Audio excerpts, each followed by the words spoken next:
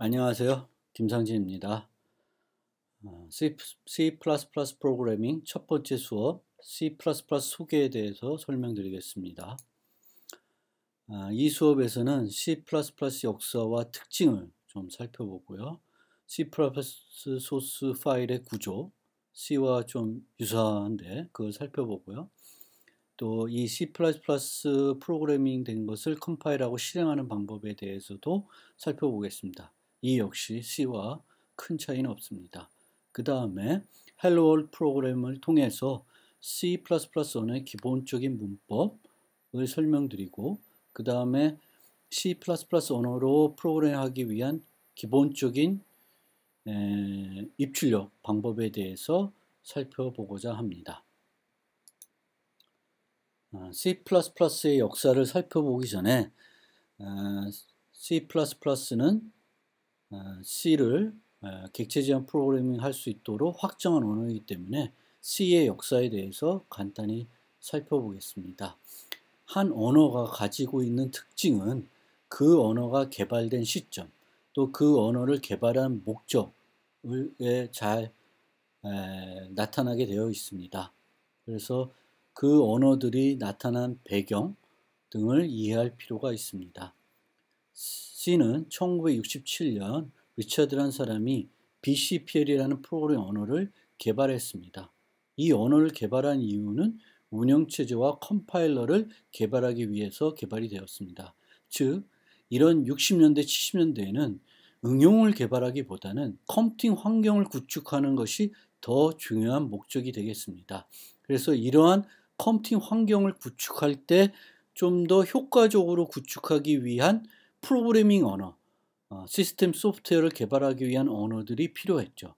그래서 BCPL을 개선한 벨랩에서 켄 톰슨이라는 사람이 B라는 프로그래밍 언어를 개발했고 이 사람은 이것을 이용해서 초기 유닉스 운영체제를 개발하였습니다.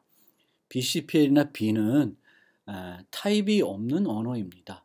즉 우리는 지금 C에서 이 C를 이미 배웠으니까 C는 뭐 int, double 등등 각 데이터들이 어떤 유형인지를 구분하는 타입이라는 것이 있었는데 기존 BCPL이나 B는 이런 타입이 없는 언어입니다. 72년도에 같은 랩에서 데니스 리치는 B를 확장한 C라는 고급 프로그래밍 언어를 개발하였고 이 언어를 이용해서 유닉스가 지금의 모습을 갖추게 되었습니다. 그리고 유닉스에 돌아가는 많은 응용들이 이 언어로 개발이 되었습니다. 따라서 C 언어의 인기 또 C 언어의 활용도는 이 유닉스와 밀접한 관련이 되어 있습니다. 그리고 이 C 언어에 대한 표준은 개발된 당시하고 한참 뒤늦은 1989년도에 처음으로 표준이 만들어졌고 90년도에 발표되었습니다. C++는 1979년도에 버전 스트랍스라는 사람이 C 언어의 객체 지향 프로그램을 지원하기 위해 박사학위 과정에서 C with Classes라는 프로젝트를 시작했습니다. 박사학위가 끝나고 이 버전 스트라우스는 AT&T 벨랩으로 옮겼는데요. 여기서도 이 프로젝트를 계속 진행하였습니다. 그래서 1983년도에 C++라는 이름의 C를 확정한 고급 프로그래밍 언어를 개발을 완료하였습니다. 그리고 85년도에 The C++ Programming Language라는 책을 출시했고 이 책이 C++ 언어의 표준 역할을 하게 되었습니다. 1989년도에 C++ 2.0이 발표되었고 또 91년도에 이 책의 2판이 출시되었습니다. 하지만 첫 ISO 국제표준, 공식 표준은 1998년 C++ 98이라는 이름으로 발표되었습니다. 즉 1998년 이전에는 각 컴파일러 회사에서 C++ 이 버전 스트랍스의 The C++ Programming Language라는 책에 있는 내용을 토대로 컴파일러를 만들게 되겠고 각 회사에서 자기들 나름대로의 기능들을 C++ 언어에 추가하게 되었습니다. 따라서 각 컴파일러마다 지원하는 C++ 언어가 조금씩 차이가 났습니다. 이것은 여러 개발자들의 불편한 요소가 되었고 이에 표준이 만들어졌습니다. 그리고 2003년도에 현재 지금 널리 사용되고 있는 C++03 표준이 만들어져 있었습니다. 그 뒤로 한동안 또 표준이 새로 만들어지지 않고 있었습니다. 이 새로운 표준이 나오게 되면 새로운 버전, 표준 이제는 이제 표준으로 이렇게 버전업이 되고 있는데요. 언어들이 이 새 표준마다 언어에 새 기능이 추가되고 라이브러리가 확장이 됩니다. 그리고 2003년 이후 한동안 새로운 표준이 나오지 않다가 2011년도부터 이 C++를 커뮤니티에서는 C++의 메이저 주기를 6년, 마이너 주기를 3년으로 하여 새 표준을 발표하기로 결정하였습니다. 이 이유는 C++가 초창기에는 윈도우즈 환경에서 운영체제, 그러니까 PC가 새로 대중화 보급되면서 처음에는 도스라고 하는 윈도우 환경이 아니라 유닉스와 똑같은 콘솔 기반의 프로그래밍 환경을 제공하였습니다. 상당히 불편했죠. 마우스보다는 키보드가 주로 입력 도구로 사용이 되었습니다. 그 뒤 이제 마이크로소프트사에서 애플을 흉내내 가지고 그 윈도우즈라고 하는 운영체제를 만들게 되겠고, 이 운영체제가 PC의 기본 운영체제로 자리 잡으면서 이 운영체제 위에 돌아가는 응용들을 개발하는 것이 핵심이 되었습니다. 이 컴퓨팅 산업에서 핵심적인 요소가 되겠고, 이런 윈도우 기반 응용들을 개발하는 데 있어서 적합한 프로그램 패러다임이 객체지향 언어였죠. 그래서 이 객체지향 언어를 잘 지원하는 C++가 기본적인 언어로 사용이 되었습니다. 그런데 이제 2011년 정도 되면은 더 이상 윈도우 응용이 가장 핵심적인 응용이라기보다는 웹 기반 서비스, 모바일 기반 서비스들이 도입되기 시작되었죠.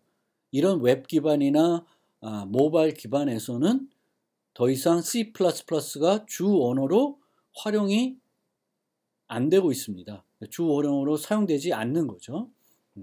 다른 언어들, 뭐 자바라든지 기타 다른 언어들이 특히 웹 같은 데는 오히려 프론트엔드, 백엔드 하면서 나눠지면서 뭐 HTML5, CSS, 뭐 자바스크립트, 파이썬 등등, PHP, 뭐 여러 가지 언어들이 응용 개발에 더 많이 사용이 되었죠. 그러다 보니 C++가 자연스럽게 일반 기업에서 많이 사용하는 언어가 아니게 되었습니다. 그래서 이 언어가 도태되는 것을 막고 이 언어도 계속 발전을 시켜 많은 사람들이 계속 사용하게끔 하기 위해서는 변화가 필요하였고, 이 변화를 부응하기 위해서 이 C++ 커뮤니티에서는 이렇게 언어를 개선하기로 마음먹고 빠르게 새로운 기능들을 추가하는 방향으로 변화를 모색한 거죠. 그래서 6년마다 메이저한 버전을 발표하고 그 중간에 메이저 주기에서 잘못된 부분이라든지 보완할 점들을, 간단한 것들을 보완하는 보완 버전을 이제 내기로 한 거죠. 그래서 이와 맞물려서 제일 먼저 나온 새 표준이 C++11입니다. 이것을 모던 C++라고 하죠. 그래서 이 이후부터를 이제 모던 현대 C++라고 합니다. 그래서 C+11은 메이저 주기에 발표된 거고, 이 C++의 약간 문제점들을 보완한 것이 C++14가 되었습니다. 현재는 2017년 12월에 발표된 C++17이 가장 최신 표준이 되겠습니다. 현재 C++20이 작업되고 있고 조만간에 발표될 예정입니다. 이 수업에서는 C++11, 14, 17을 모두 강의할 예정입니다. 주로 C++11과 14는 다 다루고요.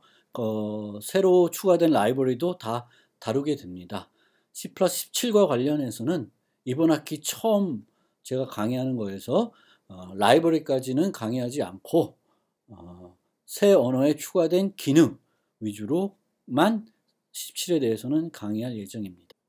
앞서 설명드린 바와처럼 C+03 이전까지는 표준이 있긴 하지만 또 C++ 최초 표준 이전에는 아주 오랜 기간 동안에 표준이 없었습니다. 그래서 각 컴파일러 개발 기업들이 자신들만의 요소를 C++ 컴파일러에 포함시켜 그 C+ 언어 자체를 발전시킨 측면이 있었습니다. 그것이 지금까지도 이어지고 있는 측면이 있습니다. 그래서 비주얼 스튜디오 같은 경우에 보면 마이크로소프트만의 어떤 언어적 특징도 가지고 있습니다. 그래서 우리는 이런 프로그램을 개발할 때 내가 사용하고 있는 요소가 표준에 정의된 요소인지 아니면 내가 사용하고 있는 컴파일러만 가지고 있는 요소인지 구분할 수 있어야 됩니다.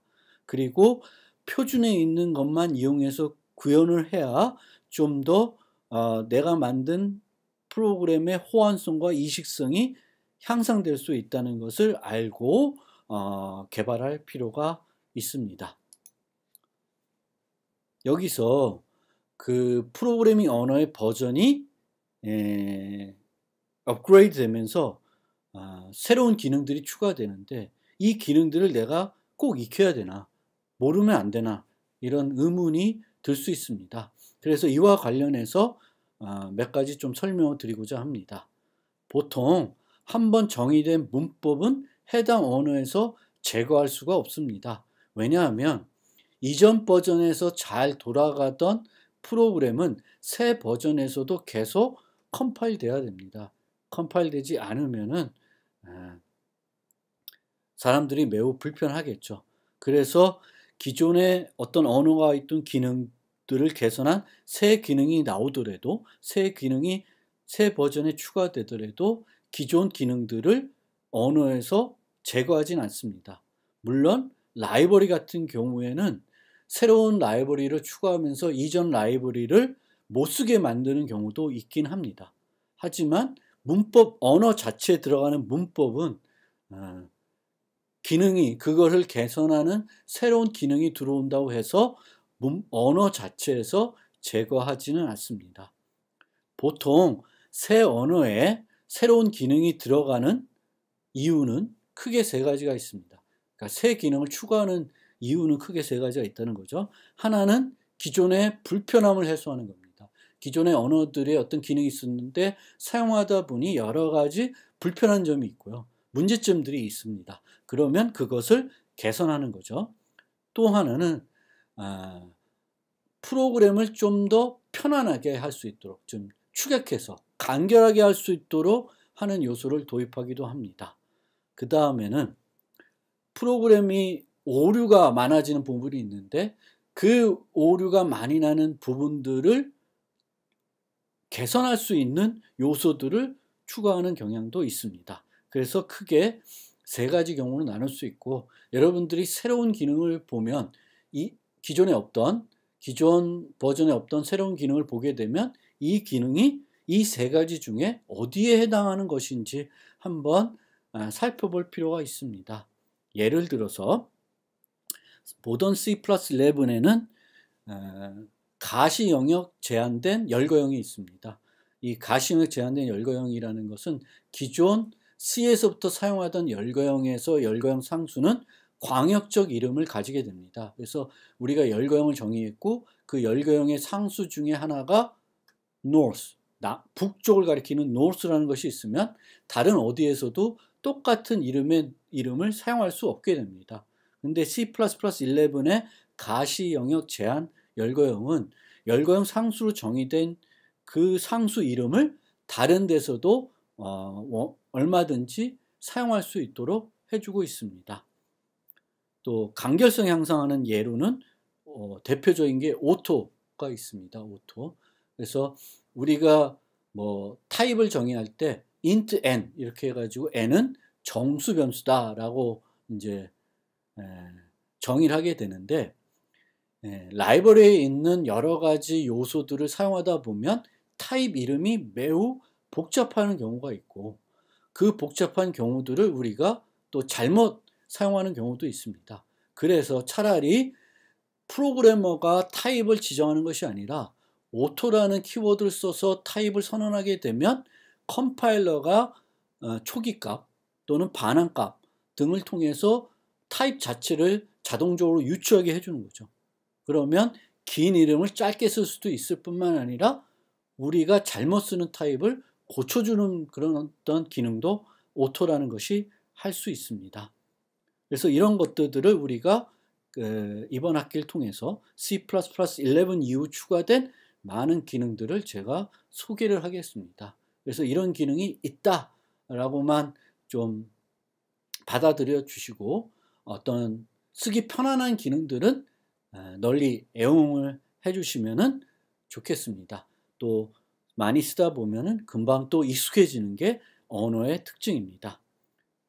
다시 한번 말씀드리지만 새 표준에 채택된 새 기능을 학습해서 기존 방식들의 새 방식을 사용하는 것이 이런 어떤 기능 향상 측면에 도움이 되기 때문에 학습하는 것이 필요하고요. 이런 것들을 학습하게 되면은 또 이런 새 기능들을 이용해서 구현된 코드들을 읽을 때 여러분들이 그 코드들도 이해할 수 있게 되는 장점도 있습니다.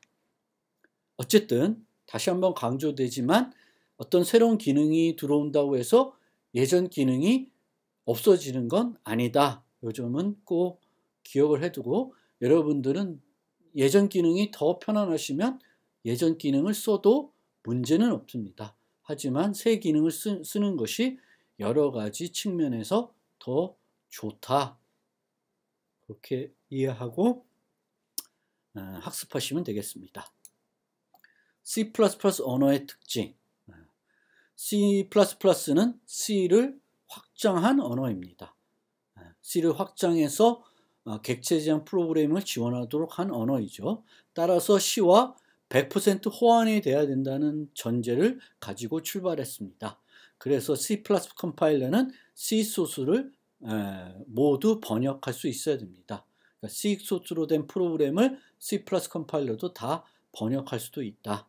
그리고 C++ 언어도 C와 마찬가지로 번역 방식입니다. 번역 방식이라는 것은 프로그램을 구성하는 모든 소스 코드를 다 기계어로 바꾼 다음에 그 기계어로 바꿔진 코드들을 다 모아서 하나의 실행 파일을 만든 다음에 실행하는 방식이 되겠습니다.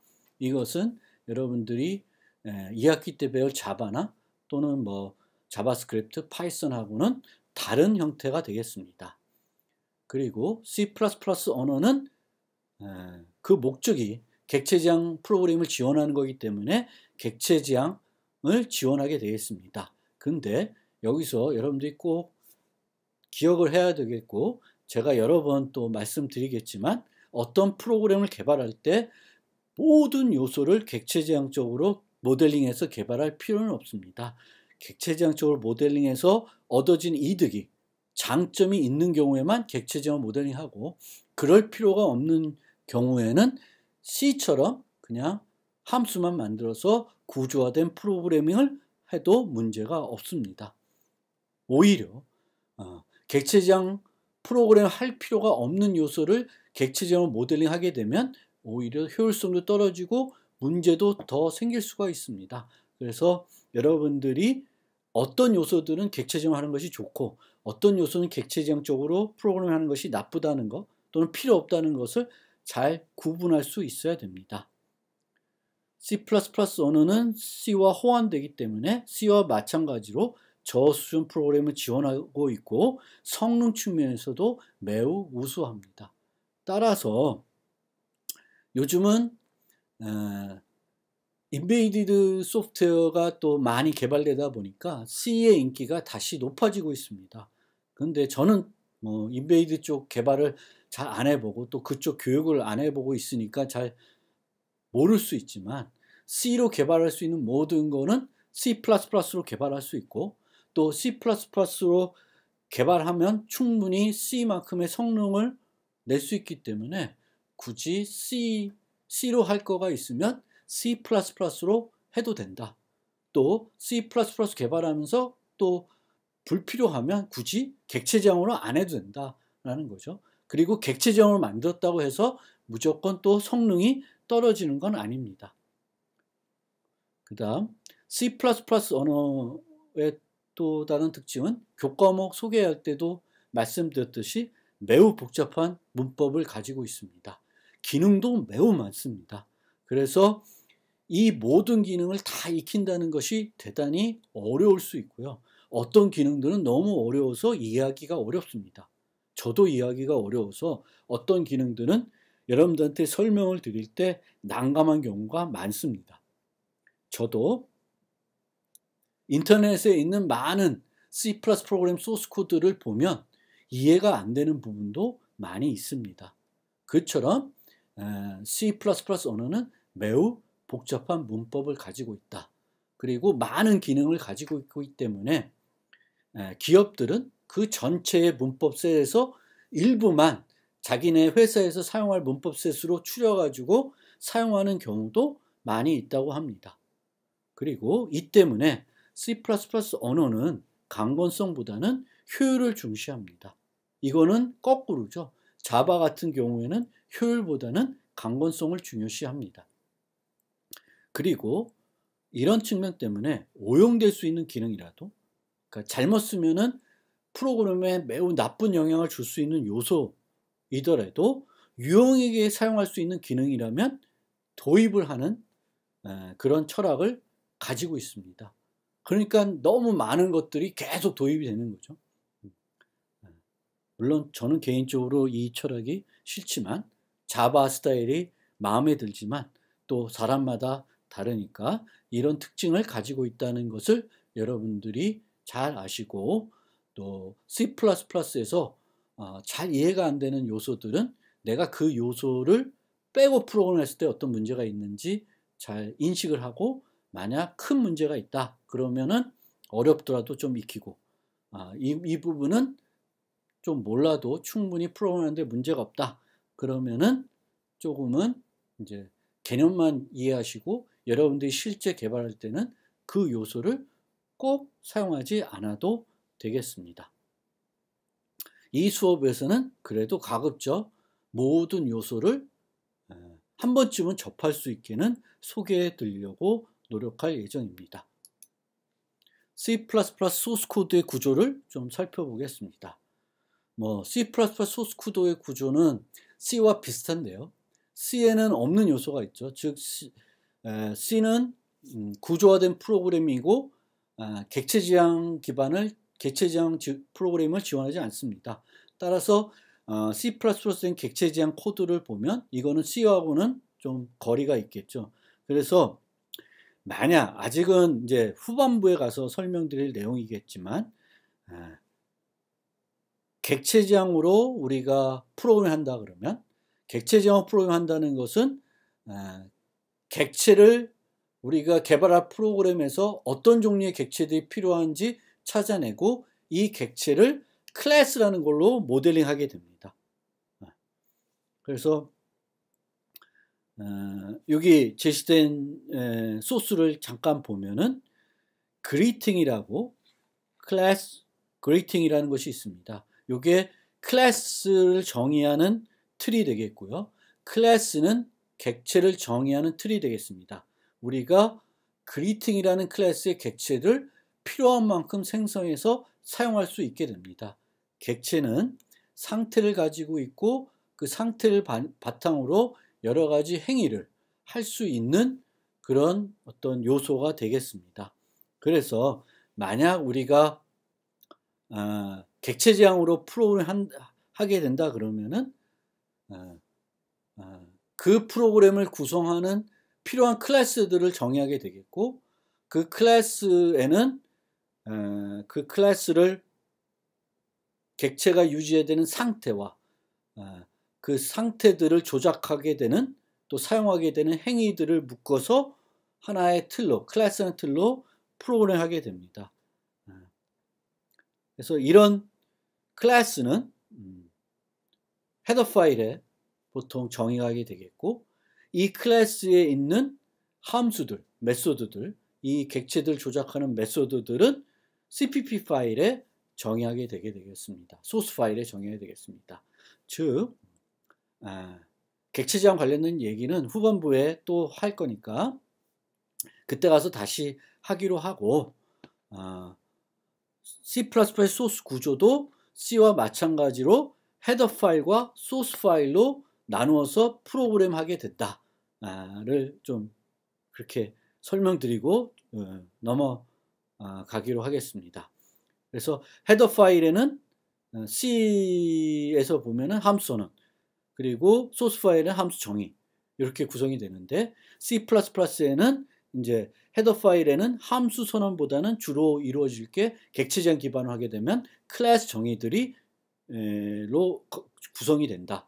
헤더 파일에는. 그리고 소스 파일에는 함수들의 정의가 이루어지는데 여기에는 일반적인 함수들 말고 클래스에 정의된 메소드들, 그러니까 객체를 조작하는 메소드들, 함수들이 정의된다라는 거죠. 물론 최근에는 여기서 보여드린 것처럼 그 클래스를 정의하면서 그 클래스를 구성하는 클래스의 메소드인 이 함수들을 여기처럼 헤더 파일에 직접 정의하는 방법도 많이 사용하고 있습니다. 그래서 어쨌든 C++의 소스 의 구조는 헤더 파일과 소스 파일로 구성이 된다. 이렇게 구성된 거를 이제 실행하려고 그러면 컴파일하고 링크를 해가지고 뭘 만들어야 되죠? 실행 파일을 만들어야 됩니다. 그래서 한 프로그램은 여러 개의 헤더 파일과 소스 파일로 구성될 수 있는데 여러분들이 직접 만든 것도 여기에 포함되지만 여러분들이 만들지 않고 라이브러리에 있는 표준 라이브러리에 있는 것 또는 표준 라이브러리에 있지 않고 여러분들이 갖다가 쓰는 것들까지 다 포함해서 그 프로그램에 사용되는 모든 함수들을 다 포함해 가지고 하나의 실행 파일을 만들어야 됩니다. 그래서 이 소스 파일 여러분들이 C++ 언어로 작성된 소스 파일로부터 실행 파일을 만들려면 먼저 소스 파일을 컴파일해서 목적 코드, 즉 CPU가 이해하는 기계어로 작성된 목적 코드, 목적 파일들이 만들어져야 되겠고 이 목적 파일들을 우리가 결합을 해서 하나의 실행 파일을 만들게 됩니다.